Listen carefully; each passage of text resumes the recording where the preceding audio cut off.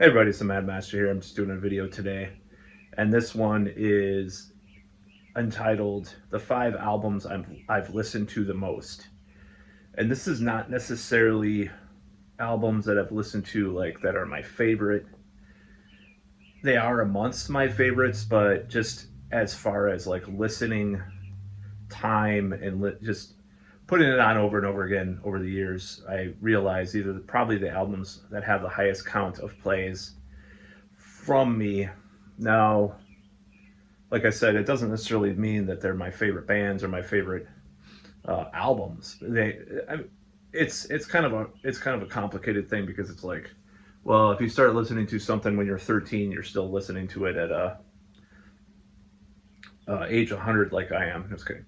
Um, Yesterday was my birthday, but so it's 101. But nevertheless, it doesn't mean that they're necessarily your favorite like through time, but you still listen to them. But I don't know if that makes any sense, but whatever. So I'm gonna say this. These are the 5 albums I probably listened to the most in my lifetime, as far as like consciously putting it on. And it was kind of a surprise to think about this, but I didn't want to do a top 10 albums I've listened to in my lifetime. I could probably do that if I really thought about it, but I just wanted to talk about things that I've listened to for many, many years. And I'm thinking about what have I listened to since the beginning of me liking music, and I'd say probably the and I don't know if this is necessarily an order. It sort of is, but it might vary a little bit. So the album I've probably listened to the most in my lifetime, uh, it it might be Iron Maiden's Seventh Son of a Seventh Son. I would say that's probably the number one album I've listened to over and over again through time. That doesn't necessarily mean like Somewhere in Time. Speaking of time, I probably listen to Somewhere in Time a lot as well, and a couple of the others, maybe the first one. But I just, as far as like remembering what albums I listened to, what I put on over the years, that's probably top one. And number two, and I don't know if this, like I said, this is kind of a rough guesstimate, just because there's been time periods where I listen to this over and over again and I still listen to it. As Sisters of Mercy, first and last and always, I've listened to that countless times. So I would say that's probably number two, maybe. You know, so as far as like albums I've listened to the most, and just some comments on those 2 albums. Iron Maiden Seventh Son is just kind of a comfort food for me. I'll just listen to it. I like the synthesizers and the atmosphere, and the lyrics and everything like that. So I just it's kind of been a very influential album on my music too. And then First and Last and Always is kind of a moody, somber masterpiece. From gothic rock band Sisters of Mercy, whatever you want to call it, even though they will not refer to themselves as that, because Andrew Eldritch is kind of one weird dude. So I had to think about this for a moment, and I'm trying to gauge like what do I still listen to the most as far as like when I was young. And I came up with a third entry for this list, and it took me a while just to like realize this. And then what's number 4? Okay, I'll get to number 4 in a bit. Number 3, I would say, is probably Pink Floyd The Wall, because it seems like every few years I'll revisit it. Not as much lately, but over the years I think I've listened to that a lot. So if you want to talk about like when I was in my mid-teens, I used to listen to it every day. I used to watch the movie every day for like probably about 8 months straight. I did that in high school. Kind of embarrassing to say that, but that's what happened. And then I listened to it a lot as an adult too, here and there, especially after breakups. It's kind of one of those things I used to do. So it's kind of funny. So I'd say that's the next on the list. Let's see. So it's kind of a depressing album, obviously. And there's a lot of Pink Floyd that I like. The Pompeii thing, like the new Pompeii thing, is really cool because that was kind of a very influential, I wouldn't call it release, but the video at the time, it wasn't on physical media other than like videotape or DVD, later DVD, but now it's an actual album. So I'd say that album was very influential on me, Live at Pompeii, which is not completely live, by the way. So I'd say I like that probably more than The Wall at this point in some ways. But The Wall really, get depressed and listen to it. So it sounds like I'm a really depressed person if I listen to Sisters of Mercy and The Wall. We'll get to a little bit more positive in the next entry. So, but yeah, I was very influenced by the atmosphere and just the songwriting and musicianship of Pink Floyd, and that was kind of a big influence on me. So I'd say that's probably number 3 in the top 5 albums, or the most listens I've done to albums. So number 4, I had to really think about this, and I think this is almost like 777 Sun, but I'll just pop it in, I'll just listen to it, and everything's really smooth within. I'll listen to it all the way through, and that's Painkiller by Judas Priest. I don't necessarily value that above like Sin After Sin or anything like that, but I would say that that's probably like one of the albums I've listened to the most is Painkiller, 100%. I've listened to it more than a lot of albums that I've listened to. So that is probably number 4 in the list, because I heard it, and I knew this guy that I won't go into that anyways. I'm trying to do that in less of my videos where I talk about too much stuff that happened in the past. I've done too many videos about that. Of course, I'm going to do it in my comedy and stuff, but so I listen to Painkiller. It's such a timeless album, and it has such an interesting production that it almost sounds like it's like Screaming for Vengeance. It's like it's contemporary, but it's also like futuristic in a way too. So I love Painkiller. I've listened to it. Like my favorite song probably on that is Hell Patrol, actually. But I just really like the whole album. Every time I listen to it, I can't. If I listen to it, I'll listen. If I'm in the mood for that, I'll listen to it a bunch. So Painkiller is definitely in the top 5 listens that I've done through my lifetime since I was young. So it's an album I go back to over and over again. So another album, and I had to think about this because I think not as much lately, but definitely like through the years, and maybe not the last 5 years or so, but I used to listen to it at the gym a lot, so it's kind of one of those things. I also listen to I used to listen to Mayhem, De Mysteriis Dom Satana, and Emperor Anthems to Walk in the Dusk a lot at the gym too.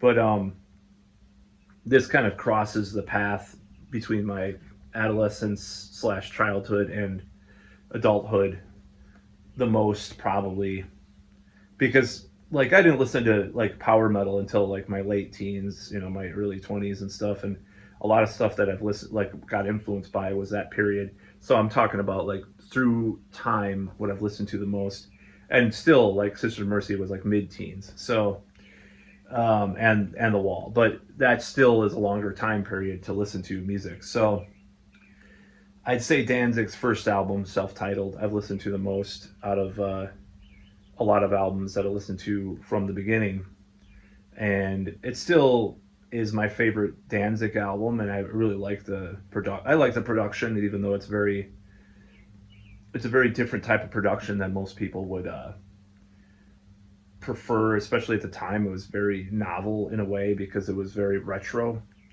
You have bands like Witchcraft or In Solitude, or these bands, these kind of mysterious, like darker 70s sounding or early 80s sounding bands in the case of In Solitude, and their production is very retro oriented, and I think that happened with the earliest retro album like that. I mean, yeah, you have The Cult, because Rick Rubin produced The Cult as well, and bands like that, or some of those early albums that they did. Was that one band he did, The Four Horsemen? Bands like that had this kind of retro sound. But that first Danzig album almost sounds like it was produced in 1976 or 77, and it was AC/DC meets The Doors meets Black Sabbath, just weird, with maybe a touch of Judas Priest, and don't tell Danzig that, but I think Am I Demon kind of has that like late 70s Priest thing too a little bit. He would probably not agree, but I think that there was definitely that influence on that. At least this, maybe not the 80s Priest, because he said, I hate Iron Maiden, Judas Priest, that's what John Christ liked. Especially in the 90s, he said it a lot. He said it somewhat. Like, that's why he got rid of John Christ and or whatever. I don't know. People espouse a lot of bullshit in their interviews, especially back then. Oh, it's so cringe. So anyways, I love the first Danzig album. It still stands up to me. The production is just so weird for the time. Like, you expected gated reverb or, drum samples or, guitar, like even quad tracking guitars. I'm just talking about more production geek stuff. So that album I've listened to the most, probably, like, I'll still put it on. It's albums that I listened to from the beginning or, shortly, maybe in the middle beginning, that I still listen to, and that's what I'm talking about in this video. So those are kind of the top 5 albums I've probably listened to the most in my lifetime, I would say, probably. And some runners up, I'd say I listened to Whitesnake's 1987 since 2010, 2011, like, so much. Like, it's just insane. And then Heat 2, I listened to for 2 years straight, over and over, every day, like 2 or 3 times a day. So it's kind of funny to say, like, these albums that I've listened to the most, because it's like very different than maybe the image I'm portraying or something. I don't know. I mean, I listened to a lot of different stuff over the years, and I've listened to, I still do, so, but I'm just saying stuff that I repeatedly, like, listened to throughout, like, a given week of 19, or not 19, I'm younger. I was born in 2000. I'm just kidding. I was born in 1998. Through whenever, a given week of whatever year, if I listen to an album once or twice, but I'll listen to another album like 4 or 5 times. And these are the albums that are kind of like fit that niche, or that, not niche, but that category. So that's kind of how things have got into that point. So those are the kind of the 5, and then some runners up, and there's like I'm sure there's some other albums, some Maiden albums, some Priest albums. Listen to Walls of Jericho by Halloween a lot over the years too. I'm just thinking of more albums that I'm trying to think. There's even some Metallica, like Ride the Lightning, I've listened to probably the most out of all their albums, and that happened kind of in a recent times where that kind of crossed that gap. So I'd say that that's probably the album by Metallica I listen to the most. Megadeth I've listened to Peace Cells or So Far So Good So What the most. Not Rust in Peace, strangely enough. So yeah, that's kind of how that works. I'm just trying to think, I listen to a lot. Like I said, I listen to a lot of stuff. I was listening to Symphony X yesterday. I'm like, yeah, it depends on the mood and moment. Sometimes I like certain things more or less. So over the years, I'll listen to something. I'm like, oh, that doesn't sound as good as it did, years ago, or vice versa. So sometimes that happens to me too. So, like, in the last 10 years, I've been in this huge AOR phase, and I realize I'm still in it, even though I'm not listening to the band Heat as much. We're like the purveyors of the modern AOR thing to me. But because their last 2 albums I haven't liked as much as their previous work. But the whole thing with the AOR thing, I discovered this band in 2021 called Orion the Hunter, and they came out with their album in 1984. It had Boston members on it. It was a Boston kind of project, even though Tom Scholz was like, and Boston invented AOR. So they invented that sound that people know as AOR, in my opinion, and them and Foreigner maybe.